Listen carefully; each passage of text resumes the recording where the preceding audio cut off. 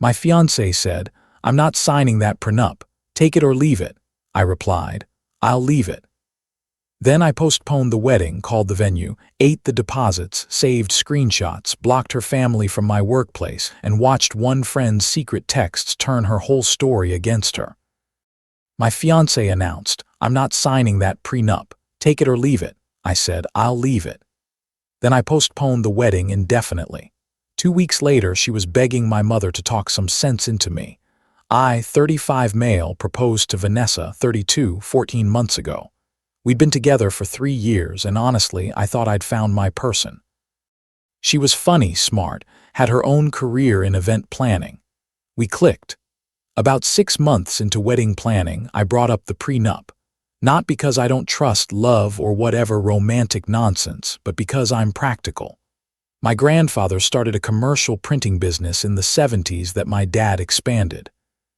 I came into the family company after college, worked my way up legitimately, and now I'm a partner with a 30% stake.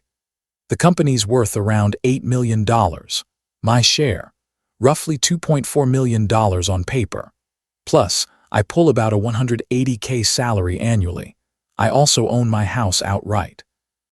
Bought it 5 years ago for $320K, paid it off aggressively. Between retirement accounts, investments, and savings, I'm sitting on assets worth roughly $3 million total. Not wealthy by billionaire standards, but comfortable. Vanessa makes about $52K at her event planning firm, rents her apartment, has maybe $15K in savings and some credit card debt she's been paying down. I'm not judging. Most people aren't sitting on family business equity, but the math matters here. When I first mentioned the prenup back in April, she seemed fine with it. "Makes sense," she'd said, sipping wine on my couch. "You've got the business and everything. I get it." Cool, I relaxed, had my lawyer draw up a fair agreement. Anything acquired during marriage would be joint, but premarital assets stay separate. If we divorced, she gets spousal support for half the length of the marriage. So if we lasted 10 years, she'd get 5 years of support. Standard stuff, not trying to screw anyone over. Wedding was set for October 12th.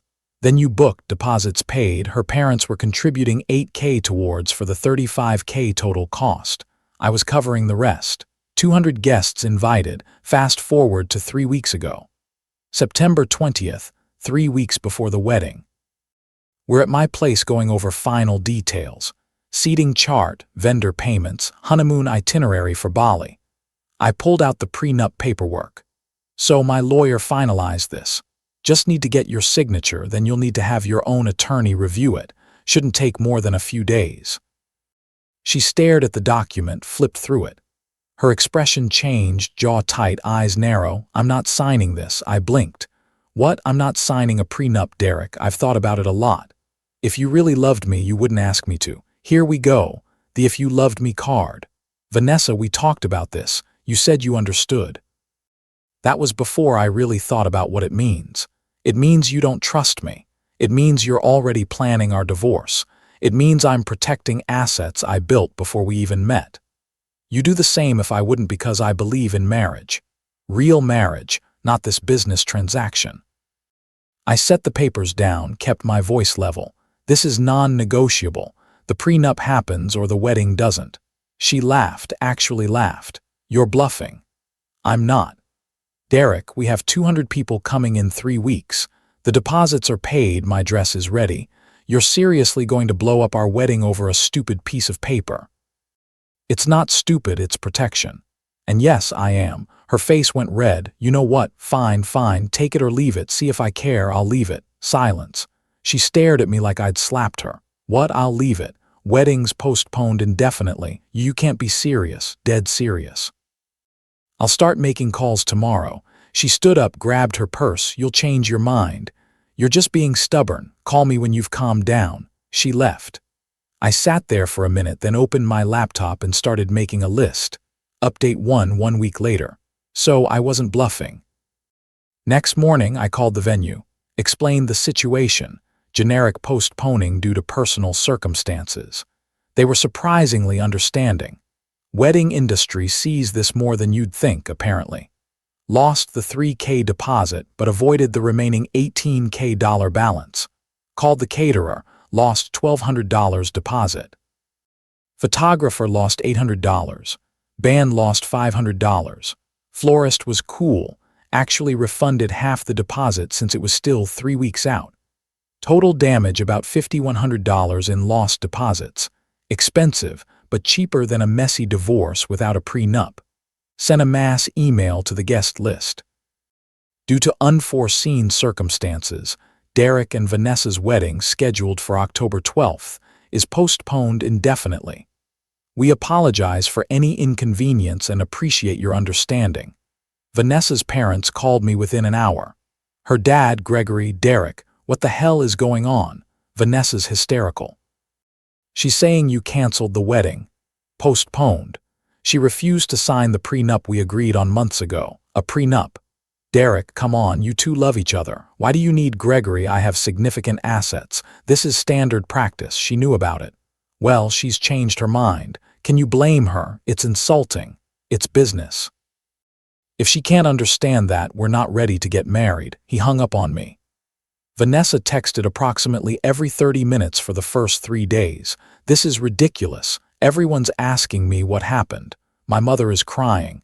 You're humiliating me. Just sign the papers and let's move on. Ironic. I can't believe you're doing this over money. I didn't respond, didn't block her, wanted documentation but didn't engage. Day 4, her best friend Tessa called, left a voicemail. Derek, it's Tessa. Look, Vanessa's a mess. She loves you. She's just scared, okay? Prenups are scary. They make it seem like you're expecting to fail. Can you please just, I don't know, compromise? Maybe adjust the terms or something. She really wants to marry you. I didn't call back. Day 6, last Tuesday, I came home from work to find my mother's car in the driveway. Mom was sitting on my porch. She lives about 40 minutes away, so this was intentional. Mom, what are you doing here? Vanessa called me. Oh hell, Mom followed me inside. I made coffee. She sat at my kitchen table giving me the look. You know the one. The eye raised you better than this look. She's very upset, Derek. I imagine so. She says you canceled the wedding because she won't sign some financial agreement. Prenup, and I postponed it. Big difference. Why do you need a prenup? Your father and I didn't have a multi-million-dollar stake in a family business when you got married. Different situation. Mom sighed. She seems like a lovely girl. She was crying on the phone. Said she loves you very much and doesn't understand why you're being so stubborn. Did she mention she agreed to the prenups 6 months ago and then changed her mind 3 weeks before the wedding?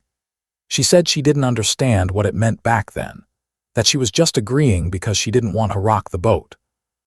I laughed, couldn't help it. So she lied for 6 months, waited until every deposit was paid and every plan was made, then decided to pull the rug out and I'm the bad guy. Derek, marriage is about compromise. It's also about honesty and respect. She blindsided me, Ma. This isn't a small thing. She's basically saying she wants access to everything I've built if things don't work out, but she's not bringing equivalent assets to the table. That's not partnership, that's entitlement. Mom was quiet for a moment. She asked me to talk sense into you, and I think you're probably right. Your father would say the same thing. Protect the business. Relief washed over me. Thanks, Ma, but Derek, be prepared. If she's willing to go through me, she's not giving up. Mom was right. Update 2 weeks later. The entitlement escalated fast. Vanessa tried going around me in every possible way. Started with mutual friends hosting a girls' night at her apartment where she apparently sobbed about how I was financially abusing her by withholding marriage. 2 of her friends actually reached out to me. One text, Derek, don't you think you're being a bit controlling? Vanessa just wants to feel secure. I replied, she can feel secure by signing a fair prenup that protects both of us.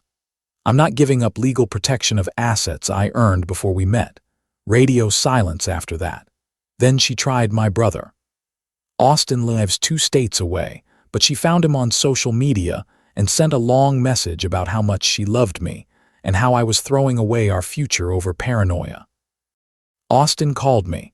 Dude, your ex-fiancée is messaging me sob stories. She's persistent. What's actually going on? I explained the whole thing. Austin whistled. Yeah, don't sign crap without a prenup. I've seen too many guys get destroyed in divorce court. She's playing you, I know. Next move was bolder. Vanessa's mother, Patricia, showed up at my office. The receptionist called back. Derek, there's a Patricia Whitmore here to see you. She says it's personal. I should have said no, but curiosity won. Patricia walked into my office in full dramatic mode, red eyes, tissue in hand, the works. Derek, please just talk to my daughter. I don't have anything to say that I haven't already said. She loves you. She's not after your money. Then signing the prenup shouldn't be a problem. It makes her feel like you think she's a gold digger. I think she's someone who changed the terms of our agreement at the last possible second. That's not a gold digger. That's just manipulative. Patricia's expression hardened. The tears stopped. Interesting. You know what your problem is, Derek? You think you're better than her because you have money. You think she should be grateful you're even willing to marry her. That's not she could have married Tyler, her ex. He wanted her back, you know, begged her. But she chose you, and this is how you repay her loyalty. I stood up. I think we're done here. Please leave. You're making a huge mistake. She's a catch. Plenty of men would be thrilled. Then she should marry one of them without a prenup. That'll work out great. I walked her to the door. She left in a huff, muttering about ungrateful and arrogant. That evening, I got a text from an unknown number. Screenshots. Messages between Vanessa and someone named Brooke, one of her friends I'd met a few times. The messages were from August, 2 months ago, before the prenup blow-up. Brooke, wait, he actually wants you to sign a prenup. Yeah, his lawyer sent it over. Girl, do not sign that. You need to protect yourself. But if I don't sign, he might not marry me. Then you wait. You agree to it, make him think you're fine with it, then refuse right before the wedding. He'll be too invested to back out. Deposits paid, everyone invited, he'll cave. That feels manipulative. Brooke, it's strategy. Men like Derek think they can control everything with money. You have to flip the script. Once you're married, you're entitled to half. Community property, baby. Lowell, okay, you're dangerous, but maybe you're right. I'm always right. Trust me. Refuse the prenup last minute, he'll fold. I stared at my phone for a solid 5 minutes. It was planned. The whole thing was planned. The unknown number texted again. Thought you should know. Brooke showed these two a few people bragging about the strategy. Some of us think it's messed up. Good luck. I screenshotted everything, forwarded it to my lawyer with a note. FYI, evidence this was premeditated manipulation. Then I did something petty. I created a group chat with Vanessa, her parents, and her sister, who'd also been blowing up my phone. Sent the screenshots, added one message. This is why the wedding is canceled permanently. Please stop contacting me, my family, and my workplace. Then I left the group chat and blocked all their numbers. Update 3, final line. The aftermath was nuclear, but I was done caring. Within an hour of sending those screenshots, my phone exploded.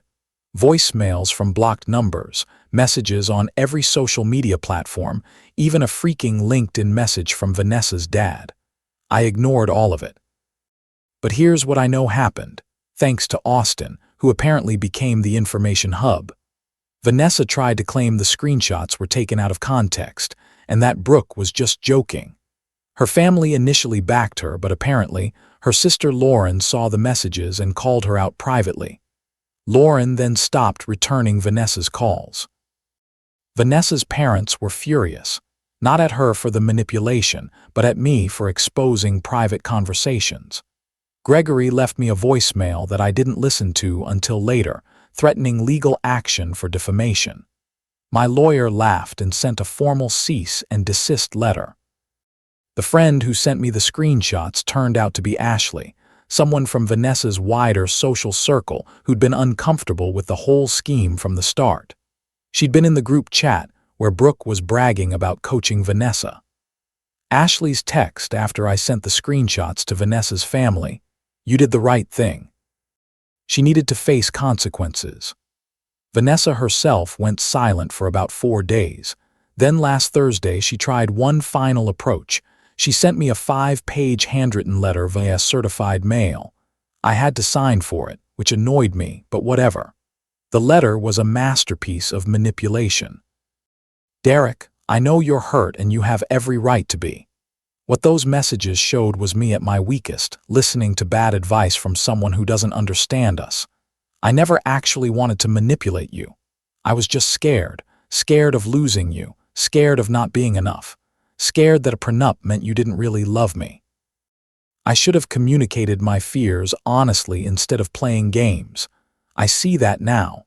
I'm in therapy now, working on my insecurity and trust issues.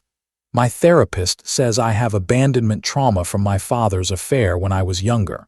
Did you know about that? I project those fears onto relationships. I love you, Derek. I've loved you since our 3rd date when you brought me soup when I had the flu. I want to be your wife, your partner, your equal. I'm willing to sign the prenup now. I understand why you need it. Can we please talk, please? It was good, I'll give her that.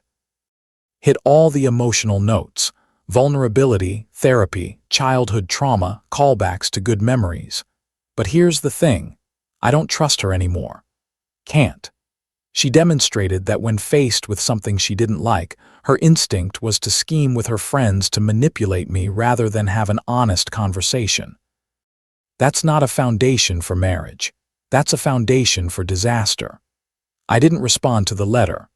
Last week, I heard through Austin, who heard from a mutual friend, that Vanessa has been telling people she dodged a bullet with me, that I was emotionally unavailable and obsessed with money. The narrative shifted from I love him, take me back to he was terrible anyway, pretty quick. Typical. Her parents are apparently not speaking to her because the canceled wedding cost them the $8,000 they'd contributed. They want her to pay them back. She can't. Awkward. Brooke, the mastermind friend, got cut off by several people in their friend group after the screenshots circulated. Apparently, coaching your friend to manipulate her fiancé doesn't sit well with everyone. Who knew? As for me, I'm okay. Not great, not terrible, just okay. I genuinely loved Vanessa, thought we'd build a life together. Finding out she was willing to strategically manipulate me hurt worse than the actual relationship ending. It's one thing to have cold feet about a prenup. I could have worked with honest fear, but calculated deception. That's different.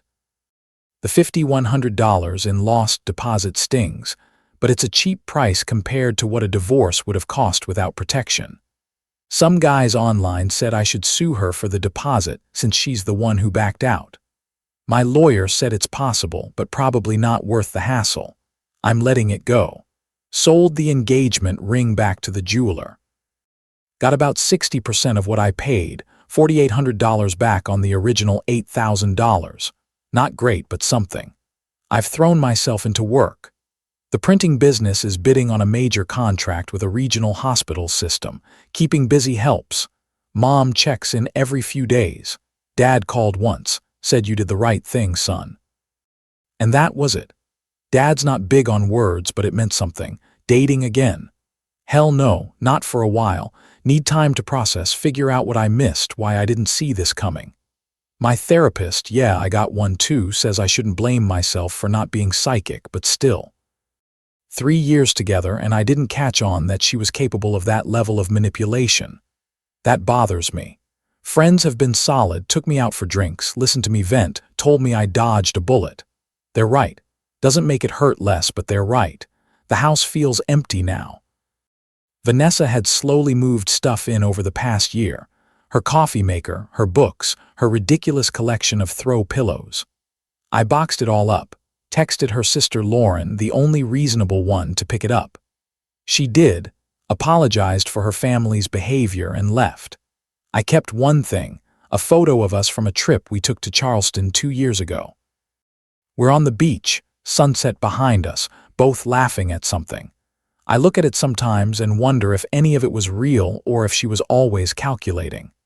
My lawyer says to keep all documentation for at least 2 years in case Vanessa tries any legal stunts. The screenshots, the letter, everything. I've got it all in a folder labeled Dodged Bullet. People ask if I regret the prenup stance. Not even a little. If anything, it was the perfect test. She failed. Better to find out before marriage than after. Vanessa's event planning firm apparently let her go last week. Not sure if it's related to all the drama or just coincidence, but Austin heard she's job hunting. Part of me feels bad. The other part remembers those text messages with Brooke and feels nothing. I'm not the villain here. I asked for basic legal protection of assets I earned before we even met. She agreed, then conspired with her friend to manipulate me into giving it up by leveraging social pressure and sunk costs. When I didn't fold, she tried to weaponize my own family against me. Then she played victim when I exposed what she did. The revenge. There wasn't any grand scheme, just consequences. She bet that I'd be too invested, emotionally and financially, to walk away. She was wrong. That's it. Sometimes the best revenge is just letting someone face the natural results of their own choices. Would I do anything differently? Maybe that partner's better. Ask harder questions earlier. But the prenup stands. The cancellation, exposing the manipulation, no regrets. I'm 35, financially stable, and apparently still naive enough to be blindsided by someone I loved, but I'm learning. And next time, if there is a next time, I'll know what to look for. For now, I'm good being alone. Got my house, my business, my family, my friends. No one scheming to take half of it. That's enough.